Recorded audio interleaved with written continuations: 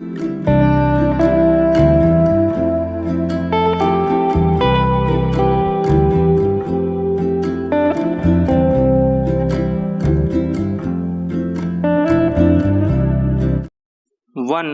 2, 3 start.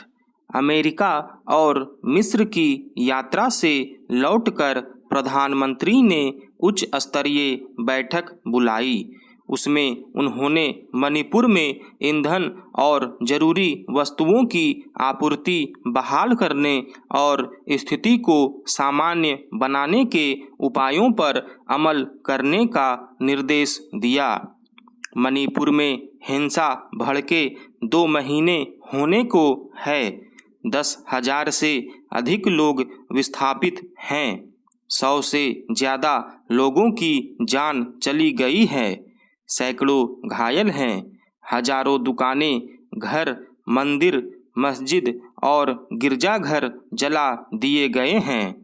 इसे लेकर कुछ दिनों पहले सर्वदलीय बैठक भी हुई, जिसे लेकर विपक्षी दलों का आरोप है कि 10 मिनट भी बातचीत नहीं हुई और बिना किसी सलाह के समाप्त हो गए। इसलिए प्रधानमंत्री की बुलाई उच्च स्तरीय बैठक का मणिपुर की स्थिति पर कितना असर पड़ेगा देखने की बात है। दरअसल मणिपुर इस वक्त नाजुक दौर में पहुंच चुका है। फिर भी मणिपुर सरकार उस पर पर्दा डालने का प्रयास ही करती देखी जा रही है। कहा जा रहा है कि स्थिति धीरे धीरे सामान्य हो रही है। सरकारी कर्मचारियों को काम पर लौटने का आदेश दिया गया है, मगर हकीकत यह है कि अब महिलाएं भी वहां सुरक्षा बलों के विरोध में सड़कों पर उतर आई हैं। कुकी और मैतेई चरमपंथियों के बीच चल रहा जातीय संघर्ष गृह युद्ध का रूप लेता जा रहा है। ऐसी स्थिति में केवल बैठकों से कोई अस्थायी समाधान शायद ही निकले। यह समझ से परे है कि केंद्र और राज्य सरकार ने वहां की स्थिति से निपटने के लिए व्यवहारिक उपाय तलाशने के बजाय क्यों दोनों समुदायों को खुद इसका समाधान तलाशने के लिए छोड़ दिया है। इस बीच सरकार पर कई गंभीर आरोप लगे। वहां के शस्त्रागार से करीब 2400 स्वचालित हथियार और भारी मात्रा में कारतूस, गोला बारूद लूट लिया गया। विपक्षी दलों ने आरोप लगाया कि सरकार ने जानबूझकर वे हथियार लुटवाए, मगर इस पर सरकार की तरफ से कोई सफाई नहीं आई। अब कहा जा रहा है कि मणिपुर की वर्तमान स्थिति के लिए कांग्रेस जिम्मेदार है। विचित्र है कि जिस वक्त मणिपुर जल रहा है, उसे शांत करने के बजाय राजनीतिक रंग देकर अपनी जिम्मेदारियों से ध्यान भटकाने का प्रयास किया जा रहा है। इससे तो यही जाहिर होता है कि सरकार वहां की जातीय हिंसा को रोकने को लेकर गंभीर नहीं है। मणिपुर में हिंसक घटनाओं की शुरुआत हुई तो वहां के उच्च न्यायालय के एक अव्यावहारिक निर्देश की वजह से, मगर इसके मूल में सरकार का पक्षपातपूर्ण रवैया शुरू से ही देखा जा रहा था। कुकी और नगा जनजातियों के लिए आरक्षित पहाड़ी इलाकों से सरकार ने खुद तथाकथित बाहरियों को निकालने का अभियान शुरू किया था। उससे यही संदेश गया कि सरकार आरक्षित क्षेत्रों में मैतेई लोगों की घुसपैठ कराना चाहती है। फिर अदालत के मैतेई लोगों को जनजातियों की सूची में शामिल करने पर विचार संबंधी निर्देश ने आग में घी का काम किया।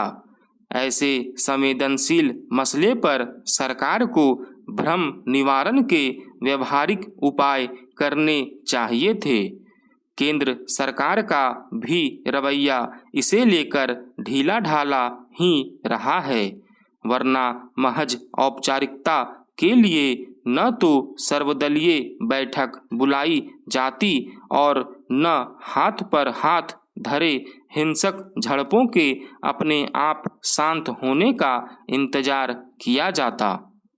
विधि आयोग की ओर से समान नागरिक संहिता पर लोगों से सुझाव मांगने के बाद भोपाल की एक सभा में प्रधानमंत्री का यह कहना उल्लेखनीय है कि यह संहिता समय की मांग है। इसका अर्थ है कि उनकी सरकार समान नागरिक संहिता के निर्माण को लेकर प्रतिबद्ध है। यह अच्छा हुआ कि उन्होंने इसका उल्लेख किया कि कुछ राजनीतिक दल समान नागरिक संहिता को लेकर मुसलमानों को भड़काने का काम कर रहे हैं। यह काम वास्तव में हो रहा है।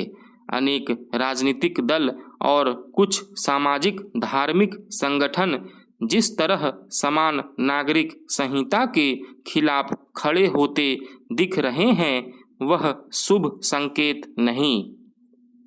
समान नागरिक संहिता के खिलाफ उठ रही आवाजें न केवल संविधान निर्माताओं के सपनों के विरुद्ध है, बल्कि महिलाओं के अधिकारों की अनदेखी करने वाली भी हैं। इसके अतिरिक्त ये एक देश में दो विधान की स्थिति बनाए रखने वाली भी है।